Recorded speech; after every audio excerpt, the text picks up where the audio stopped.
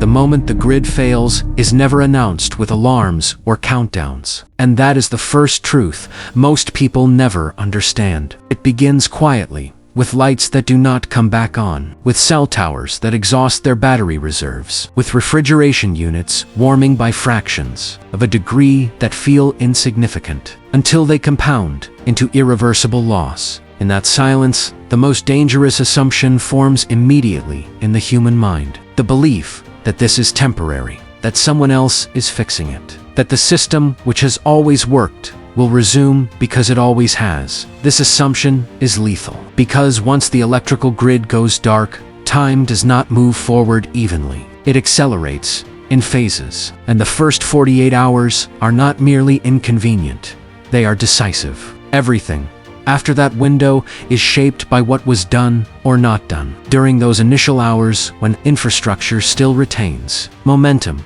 and society has not yet shifted from expectation to desperation. The immediate problem is not darkness, nor is it the loss of comfort. The immediate problem is that modern civilization is a tightly coupled system, engineered for continuity, not interruption. Electricity is not just power, it is synchronization. Water treatment plants rely on electrically driven pumps and chemical dosing systems. Fuel stations require powered transfer pumps and network authentication. Hospitals depend on uninterrupted power, not only for life support machines, but for climate control that protects pharmaceuticals and sterile environments. Even emergency generators are dependent on fuel logistics that assume grid stability elsewhere.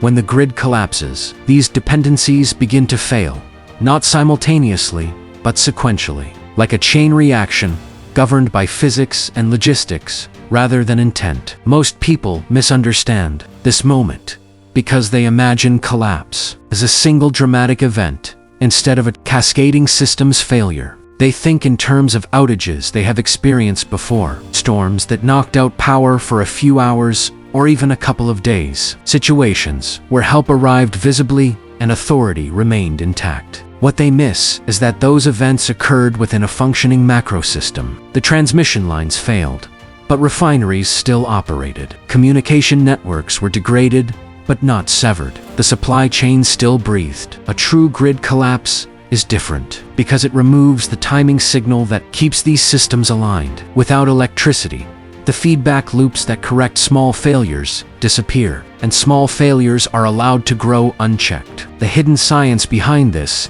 lies in how complex systems behave under stress, a field studied in resilience engineering and failure analysis. Electrical grids are designed with redundancy, but redundancy does not equal independence. Backup systems often share common vulnerabilities, including fuel supply, maintenance schedules, and human operators who must travel through now disabled infrastructure. When power stops flowing, entropy does not increase gradually.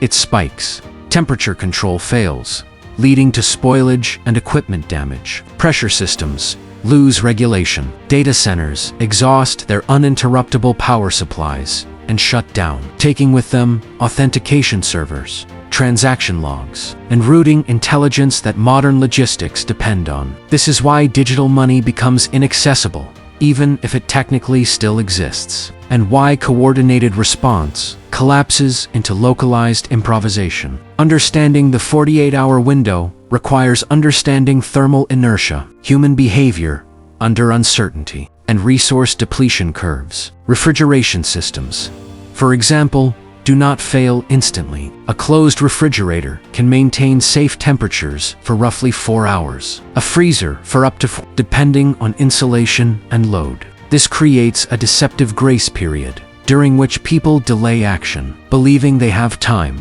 Meanwhile, water pressure remains in municipal pipes until elevated tanks drain, usually within a day. Cell phones work until towers lose power and backup batteries deplete, typically between 4 and 12 hours. Each of these timelines overlaps, just enough to create the illusion of stability while the underlying structure disintegrates. History reinforces this pattern with uncomfortable clarity. The Northeast blackout of 2003 showed how quickly normalcy erodes, even in wealthy, technologically advanced regions. Within hours, transportation systems stalled, emergency services were overwhelmed, and information scarcity amplified panic. More telling are prolonged outages caused by infrastructure failure or conflict, where recovery was not measured in hours but weeks. In those cases, communities that acted decisively early, securing water, stabilizing food,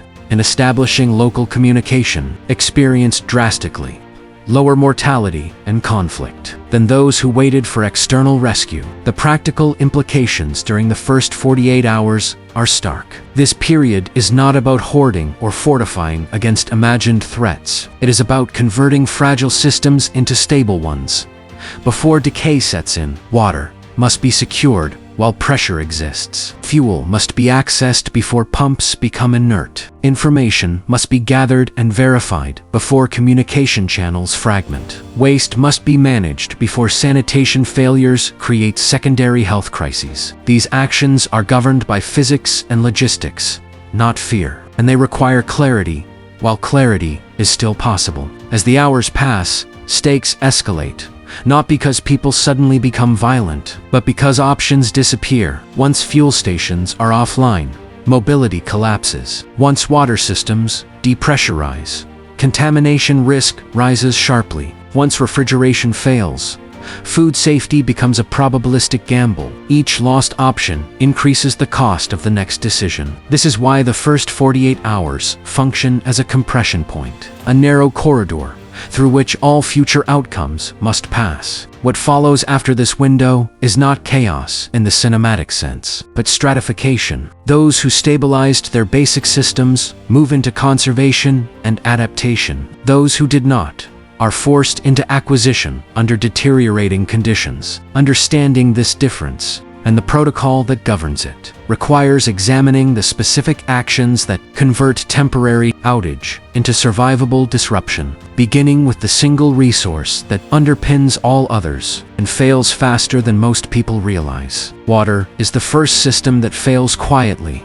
and kills indirectly, not through immediate dehydration, but through cascading biological and logistical consequences that follow its loss. Municipal water systems are engineered around electrically driven pumps that maintain pressure and move treated water from centralized facilities to elevated storage tanks. When the grid collapses, those pumps shut down instantly, but the water does not stop flowing immediately. Gravity continues to do its work until the tanks drain. And during that interval, most people assume the system is still functional. They run taps, flush toilets, and cook as normal, unaware that every gallon they use is permanently reducing a finite reserve that will not be replenished. This is not a moral failing or a lack of intelligence. It is a failure of system visibility. The infrastructure is designed to hide its own fragility. The scientific principle at work here is hydraulic head and stored potential energy. Elevated tanks exist precisely to buffer short-term interruptions, smoothing out demand, fluctuations, and maintaining pressure without constant pumping. Under normal conditions, this redundancy is invisible. Under collapse conditions, it becomes a countdown. Once the tanks are empty, pressure drops. Backflow prevention becomes unreliable, and contaminants from soil intrusion, ruptured pipes, and stagnant lines can enter the system. At that moment, the water coming out of the tap, if it comes out at all, is no longer potable, even if it looks clear. This transition often occurs within 12 to 24 hours, depending on population density and tank capacity. Most people misunderstand water risk because they equate scarcity with thirst. In reality, the more immediate danger is disease. Without clean water, sanitation fails first. Toilets cannot flush, waste accumulates, and bacterial load in living environments rises exponentially. Pathogens that are normally controlled by dilution and treatment begin to circulate. Gastrointestinal illness becomes common. Dehydration accelerates, and weakened immune systems create openings for secondary infections. Historically, more people die from post-disruption disease than from the initial event itself, a pattern documented in sieges, disaster zones, and infrastructure collapses across centuries. The hidden knowledge here is not how to purify water, a topic widely discussed.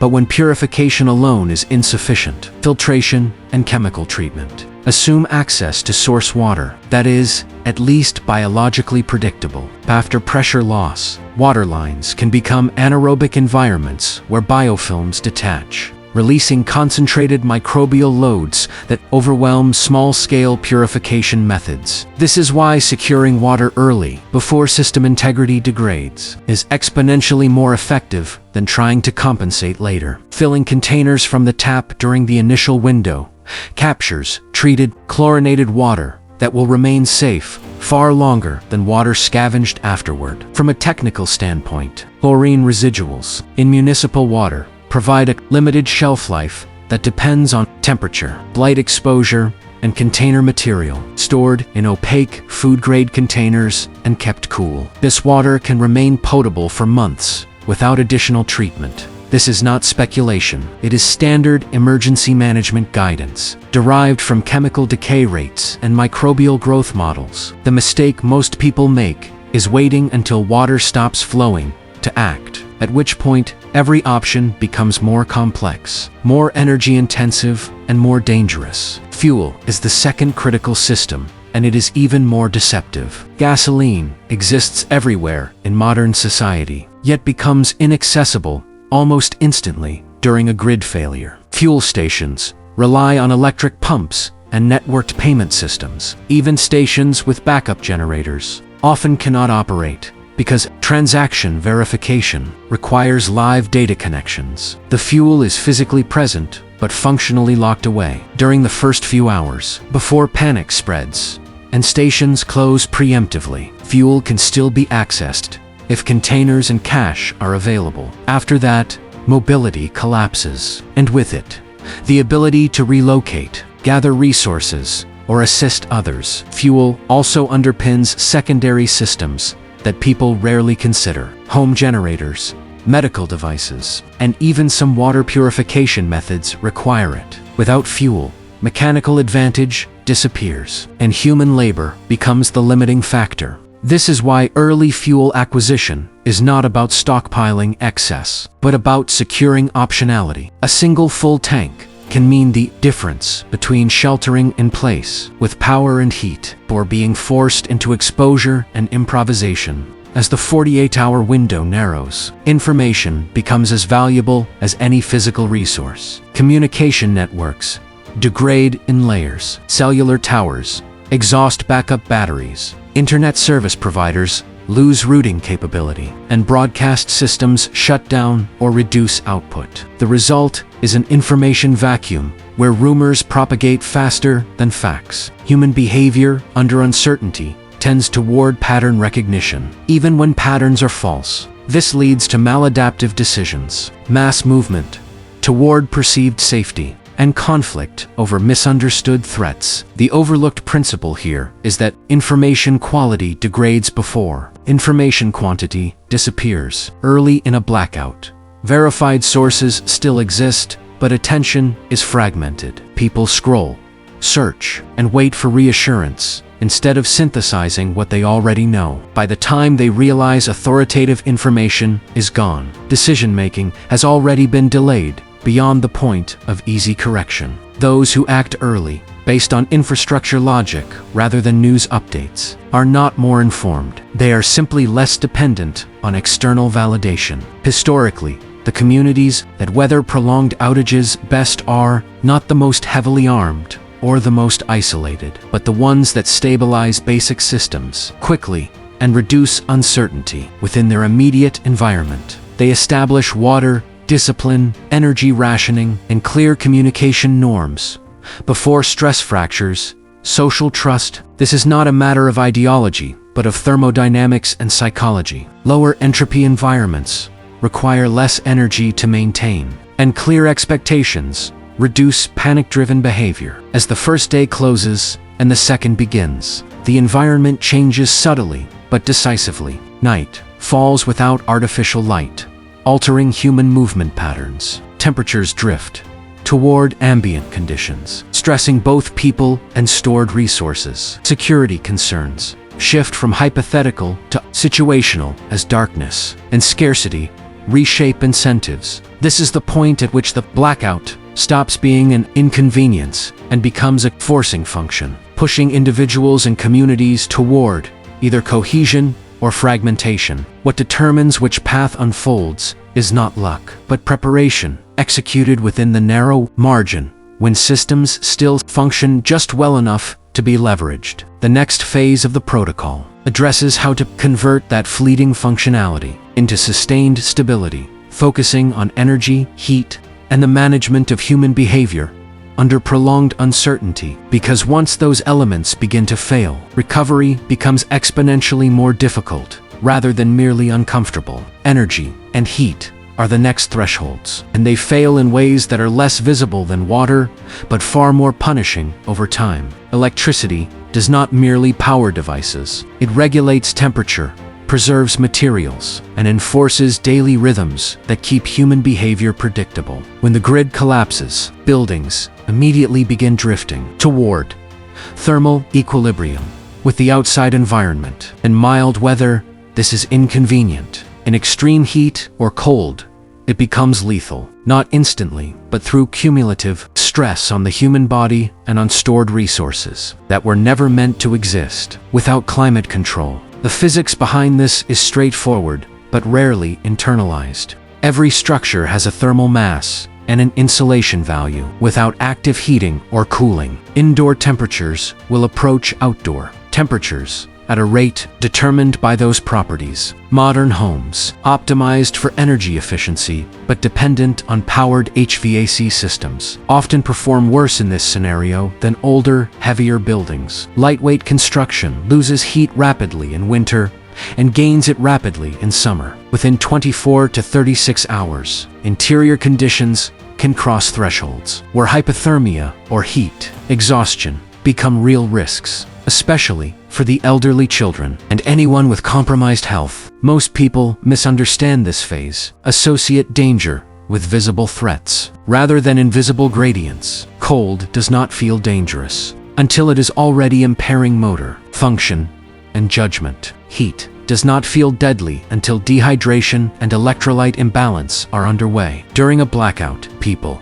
delay corrective action because discomfort arrives before crisis, and by the time crisis arrives, options are limited. This delay is compounded by the false belief that power will be back soon, a belief reinforced by every previous outage that resolved itself. The hidden principle here is energy density and conversion efficiency. Electricity is an extraordinarily versatile form of energy because it converts easily into light, heat, motion, and information. When it disappears, replacing those functions with stored chemical energy becomes inefficient and expensive. Burning fuel directly for heat, for example, wastes much of its potential energy and introduces ventilation challenges that most residential spaces are not designed to handle safely. This is why improvised heating solutions cause more fatalities during blackouts than exposure itself. A pattern repeatedly observed in winter outages where carbon monoxide poisoning spikes dramatically. From a technical standpoint, safe heat generation without grid power requires planning that accounts for combustion, chemistry,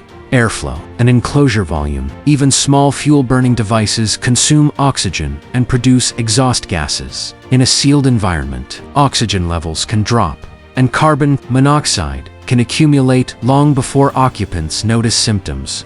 The body's response to hypoxia and CO exposure includes confusion and drowsiness, reducing the likelihood of This is not a matter of common sense. It is a physiological trap created by the very systems meant to provide comfort. Historically, prolonged blackouts during cold weather illustrate this danger vividly. During the Texas power crisis, for example, emergency rooms reported not only hypothermia, but a surge in poisoning cases from indoor use of grills, generators, and vehicles. These incidents occurred not because people were reckless, but because they underestimated the interaction between energy, air, and enclosed space. The lesson is not, don't improvise, but understand the constraints before you are forced to. As energy systems degrade, human behavior becomes a critical variable.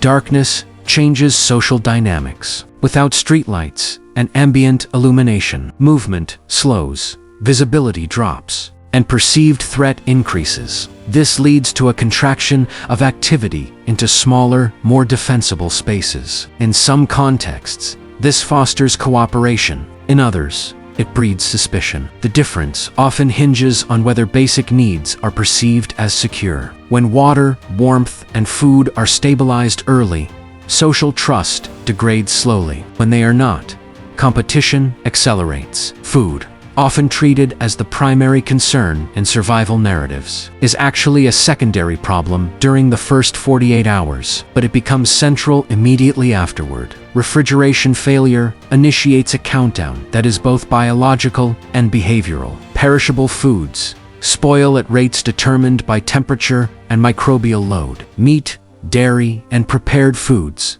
become unsafe within hours once they cross critical temperature thresholds. The mistake most people make is consuming questionable food to avoid waste, introducing illness at precisely the moment when medical systems are least accessible. The overlooked science here is that the human digestive system is both resilient and vulnerable. It can tolerate short-term caloric deficits far better than it can tolerate infection. In survival conditions, skipping meals is safer than risking foodborne illness. This runs counter to instinct and to cultural conditioning around food scarcity. Communities that prioritize food safety over caloric intake experience better outcomes, a pattern documented in disaster response studies and historical accounts of sieges and expeditions. As the blackout extends beyond the initial window, the environment enters a new equilibrium defined by absence rather than presence. There is no incoming power, no resupply, no authoritative signal that relief is imminent. This is the point at which mental models determine survival as much as physical resources. Those who continue to operate as if normalcy will resume waste energy, make poor trade-offs, and delay adaptation. Those who accept the new constraints early begin optimizing for endurance rather than comfort. The protocol during this phase shifts from acquisition to conservation. Every action is evaluated in terms of energy cost, risk exposure, and long-term sustainability. Movement is minimized. Tasks are consolidated. Waste is managed deliberately. Information is shared selectively to reduce rumor-driven panic. These behaviors are not intuitive. They must be learned or remembered under stress. They are also contagious. One household stabilizing effectively can influence an entire block, while one household panicking can destabilize many. As day 2 closes, the external world appears quieter, but the internal dynamics of survival intensify. Infrastructure has largely failed or stabilized at a degraded level. What remains functional is what was protected or adapted early. From this point forward, outcomes diverge sharply based on decisions already made. The final component of the 48-hour protocol addresses security, not in the sense of conflict, but in the management of human unpredictability, when systems of accountability and support have dissolved. Because it is at this stage that misunderstandings become dangerous and small errors compound into irreversible consequences. Security in a prolonged blackout is rarely about defending against overt aggression. It is about managing uncertainty in an environment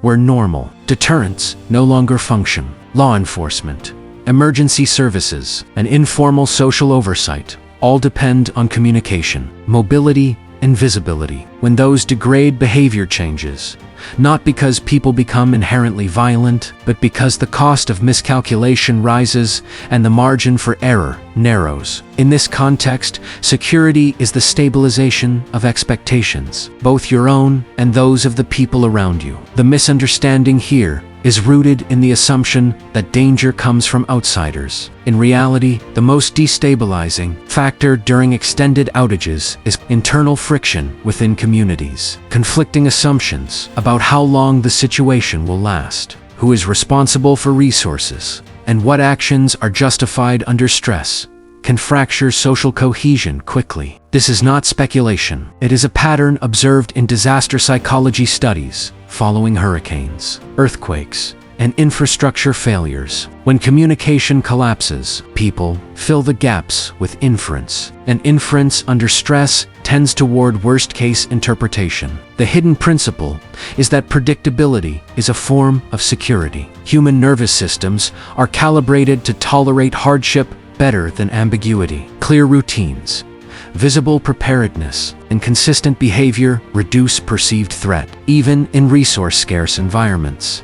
Conversely, erratic behavior, secrecy without context, and sudden changes in routine elevate anxiety and provoke preemptive actions by others. This is why households that visibly manage their needs calmly often experience fewer confrontations than those that attempt to conceal all activity. Silence can be misread as hoarding or distress, while visible normalcy signals stability. From a technical perspective, security planning during a blackout intersects with ergonomics, lighting physics, and human perception. Darkness reduces depth perception and peripheral awareness, increasing the likelihood of accidents and missing. A moving silhouette can be perceived as a threat long before it is identified as a neighbor. Low-level, consistent lighting, even from passive sources like candles or lanterns, can dramatically alter how a space is perceived and navigated. This is not about illumination for work, but about maintaining a visual baseline that prevents the environment from becoming psychologically hostile. Historically, communities that maintained shared lighting and communal presence during blackouts reported lower rates of theft and conflict than those that retreated into isolated darkness. This is not because light deters crime in a simplistic sense, but because it supports social monitoring and mutual recognition. People are less likely to act aggressively when they feel seen, even informally. The lesson here is subtle but critical.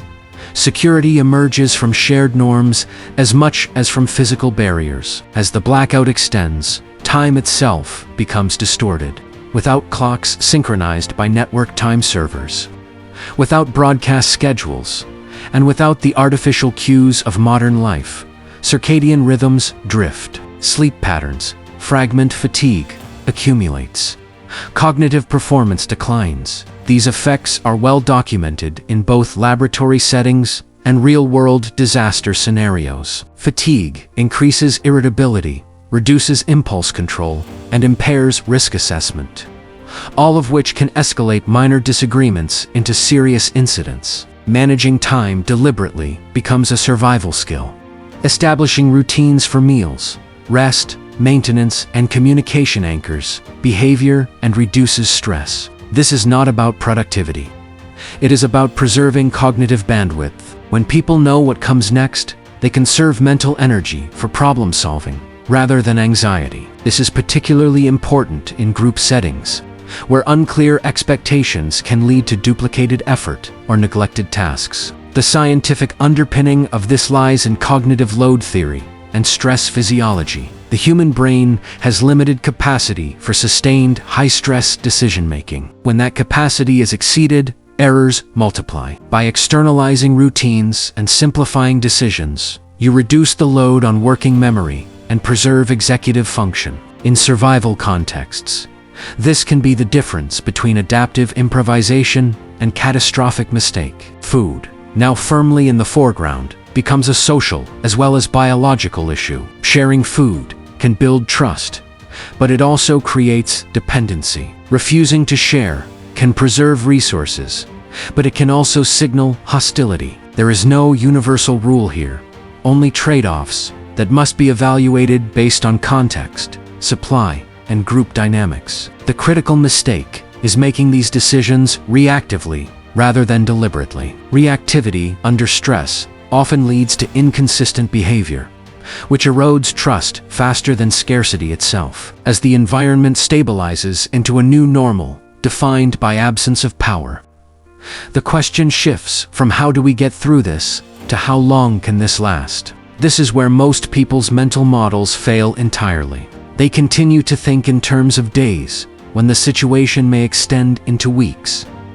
Infrastructure repair is constrained not only by physical damage, but by logistics, workforce availability, and upstream dependencies. A grid cannot be restored from the edges inward if generation and transmission coordination is lost. Restoration follows its own physics and economics, independent of public expectation. Understanding this requires stepping back to see the large-scale pattern. Modern systems are optimized for efficiency, not resilience. They rely on just-in-time delivery, centralized control, and high utilization rates. These features reduce cost but eliminate slack. When disruption occurs, there is little buffer. Recovery, therefore, is slower than failure. This asymmetry is why waiting for rescue without adapting is a losing strategy. At this stage, the 40i tower window has closed. The environment you are in is the environment you must now endure. The choices made during those first 2 days have locked in certain constraints and preserved or eliminated certain options. What remains is not a temporary emergency, but a sustained condition that demands a different mindset entirely. The final understanding is not about any single resource or tactic, but about recognizing the pattern that governs collapse and adaptation, because that pattern will repeat regardless of scale, location, or cause. And recognizing it early is the closest thing to an advantage that exists when systems fail. This pattern, once seen clearly, reframes the entire concept of collapse from a dramatic event into a predictable process governed by physics, human behavior, and time. Systems do not fail randomly. They fail along known gradients. Energy first, then water and sanitation, then food logistics, then social coordination. Each layer depends on the stability of the one beneath it. When people talk about collapse, as if it arrives all at once, they obscure the fact that there are windows of agency embedded within the failure curve. The 40i Tower Blackout Protocol is not a checklist. It is a timing problem, and timing problems are solvable if you understand the underlying dynamics. The reason this knowledge feels hidden is not because it is secret, but because it is uncomfortable. It contradicts the deeply ingrained belief that complex systems are inherently robust, and that institutional response will always outrun individual adaptation. In reality, institutional response is optimized for scale, not speed. It takes time to assess damage, mobilize personnel, restore coordination, and re-energize networks. Individuals and small groups, however, can move faster precisely because they operate at a smaller scale. This asymmetry is not political or ideological. It is structural. Scientific literature on disaster resilience consistently shows that early decentralized action reduces overall harm. Households that secure water, manage waste, and stabilize temperature within the first 2 days place less demand on emergency services, allowing those services to focus on truly critical cases. This creates a positive feedback loop where localized preparedness increases system-wide survivability. The inverse is also true. Widespread inaction concentrates demand and accelerates failure. The system does not punish ignorance out of malice. It simply follows the path of least resistance. One of the most dangerous misconceptions is that preparation is about predicting specific scenarios. It is not. Preparation is about understanding constraints. Electricity enables complexity. Remove it, and everything simplifies, sometimes violently. The blackout strips away abstraction and forces direct interaction with physical reality. Water must be moved, heat must be generated, waste must go somewhere. Information must be transmitted by means that do not assume invisible infrastructure. Those who have rehearsed this reality, even mentally, adapt faster not because they are better equipped, but because they are less surprised. There is a philosophical weight to this realization that often goes unspoken. Modern life insulates people from consequences by interposing systems between action and outcome. Flip a switch, and light appears. Turn a handle, and water flows. When those systems vanish, consequence returns immediately. Every action consumes energy, produces waste, and alters the environment. This can feel oppressive, but it is also clarifying. It reveals which actions matter and which were noise all along. The final warning, embedded in the 48-hour protocol, is not about fear or doom. It is about agency. Collapse narrows choices, but it does not eliminate them instantly. The early phase of failure is where leverage exists. Miss it, and you are forced into reaction. Use it, and you transition into endurance. This is why the protocol emphasizes early movement, early stabilization, and early acceptance of new constraints. Delay is the enemy, not because time runs out, but because options do. When power returns, as it often eventually does, the lesson fades quickly. Comfort anesthetizes memory. Systems hum again, and the fragility that was briefly visible is hidden behind routine. But the physics do not change. The dependencies remain. The same cascade will unfold the next time conditions align. The difference will be whether the knowledge was internalized or dismissed as an anomaly. What matters in the end is not whether a blackout happens, but whether the first 48 hours are treated as a waiting room or as a turning point. One path leads to compounding vulnerability. The other leads to controlled adaptation. The line between them is thin, and it is crossed silently, long before anyone declares an emergency, in the small, unremarkable decisions made when the lights first go out, and the world seems paused rather than broken.